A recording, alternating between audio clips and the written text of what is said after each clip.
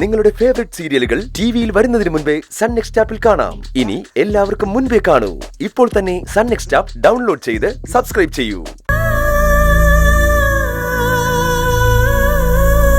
Madam എത്തിയോ? ജോലിക്ക് പോയി തുടങ്ങിയതുകൊണ്ടാവും ഇന്നലെ വൈകുന്നേരം വരാതിരുന്നത്. അതോ രണ്ടുപേരും കൂടി കറങ്ങാൻ പോയോ? ഇങ്ങനെ പോയാലേ അധികം വൈകാതെ നീ ജയിലിൽ കിടക്കേണ്ടി വരും. ചന്ദ്ര ആത്മഹത്യ ചെയ്യുന്നതിനെ കുറിച്ച് ചിന്തിച്ചുകൊണ്ടിരിക്കുക. നീയാണ് അതിന് കാരണം. നിന്റെ പേരെഴുതി വെക്കുന്ന ഭീഷണി. അമ്മയ്ക്ക് വേറൊന്നും പറയാനില്ലേ? എന്തിനാ അമ്മ ഈ അവസ്ഥയിൽ അച്ഛനെ മനസ്സിനെ വിഷമിപ്പിക്കുന്നത്? അച്ഛൻ ഒരു വിഷമവുമില്ല. അച്ഛനെല്ലാം മനസ്സിലായിട്ടുണ്ട്. നീ ശരിക്കും ആരാണെന്നും നിന്റെ മനസ്സിലിരിപ്പ് എന്താണെന്നും. എന്നെ കുറിച്ച് മാത്രല്ല, എല്ലാരെ കുറിച്ചും അച്ഛന് നന്നായിട്ട് അറിയാം.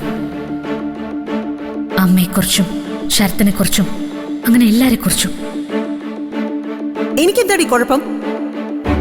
അച്ഛൻ ഇങ്ങനെ വയ്യാതെ കിടക്കുമ്പോ ജോലിക്ക് പോയത് നീയല്ലേ, ഞാനല്ലല്ലോ. അമ്മ, അച്ഛന്റെ ഏറ്റവും വലിയ ആഗ്രഹമായിരുന്നു ഞാൻ ജോലിക്ക് പോകണമെന്നുള്ളത്. ആ ആഗ്രഹം ഞാൻ സാധിച്ചു കൊടുത്തത്. ഉള്ളതുകൊണ്ട് അച്ഛൻ അതിൽ സന്തോഷിക്കുന്നുണ്ടാവും. അല്ല, അമ്മയുടെ കയ്യില് ബില്ലടയ്ക്കാനുള്ള കാശുണ്ടോ? അതൊക്കെ ശരത്ത് അടച്ചോളൂ. നിന്നെപ്പോലെ ഗതിയില്ലാത്തവനല്ല അവൻ. മാത്രമല്ല നല്ല കുടുംബസ്നേഹിയും കൂടിയാ. അവനുള്ളതാ ഇപ്പൊ എന്റെ ഏക ആശ്വാസം. അവനില്ലായിരുന്നെങ്കിൽ എപ്പോഴേ നീ ഞങ്ങളെ വീട്ടിൽ നിന്ന് പുറത്താക്കിയേനെ. അത്ര കണ്ണിച്ചോരയില്ലാത്തവളല്ല അമ്മ ഞാൻ. ന്യായീകരിക്കൊന്നും വേണ്ട. കണ്ടു കഴിഞ്ഞെങ്കിൽ പോവാൻ നോക്ക്. ഓഫീസിൽ സമയത്തിനെത്തിയില്ലെങ്കിലേ ജോലി പോയാലോ? ബില്ല്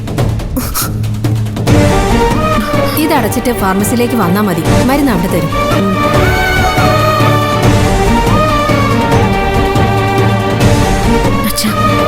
ഞാൻ പോയിട്ട് വരാം.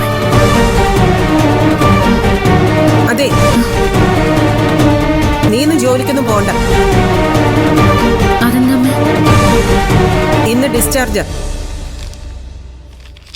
അതിന് നീയും കൂടി വേണം. എനിക്ക് ഒറ്റയ്ക്കൊന്നും ചെയ്യാൻ പറ്റില്ല. അമ്മ നിത്യ വരും. അങ്ങനെ ഇപ്പൊ അവള് വരണ്ട. നിനക്കെന്താ നിന്നാല്? അമ്മ, ഇന്നലെ ഞാൻ ജോയിൻ ചെയ്തതല്ലേ ഉള്ളൂ. ഇന്ന് എനിക്ക് ലീവ് എടുക്കാൻ പറ്റില്ല. ജോലി പോണെങ്കിൽ അങ്ങ് പോട്ടെന്ന് വെക്കണം. അങ്ങനെ നിസ്സാരമായിട്ട് കളയാൻ വേണ്ടിയല്ലല്ലോ അമ്മേ ഞാൻ ജോലിക്ക് ജോയിൻ ചെയ്തത്. ഞങ്ങളുടെ ഔദാര്യം കൊണ്ടാണ് എനിക്ക് ഈ ജോലി കിട്ടിയത്.